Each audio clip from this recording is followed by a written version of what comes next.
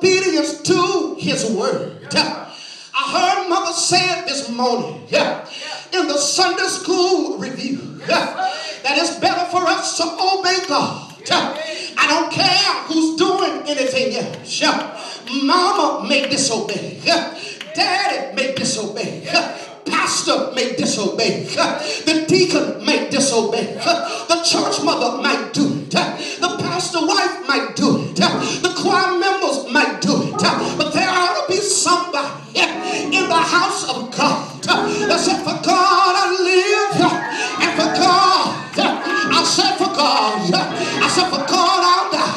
I'm gonna obey God. Is there anybody in the house this morning that said, preacher, I'm gonna obey the Lord, I'm gonna do what God has told me to do? That's where we move to Isaiah, because Isaiah is trying to reconcile the people of God, because they have gone astray. They have forsaken God's ordinances. They said it's no longer good to serve the Lord. It's no longer good to do what God said. But I'm going to do it my own way. But God gives them an if-then clause.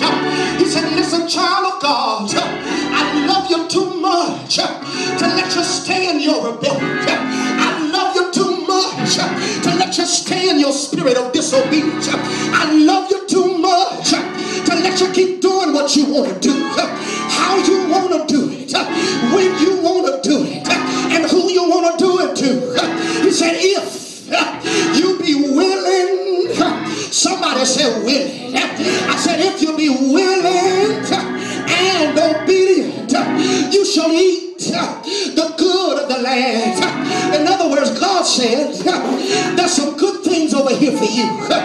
Amen. This plant is the good stuff. This plant is the blessings. This plant represents the miracles and the promises of God that are available to a child of God. But he said, child of God, he said, if you choose the good side, you got to be willing and obedient. Then your willingness and your obedience will give you the good of the land. What's the good of the land? That's every blessing that God got for you. Because the earth here is the Lord's and the fullness thereof, and they that dwell therein. Every blessing God got it for you. But you got to make a decision. Look at your neighbor and say, neighbor, it's time to make a decision.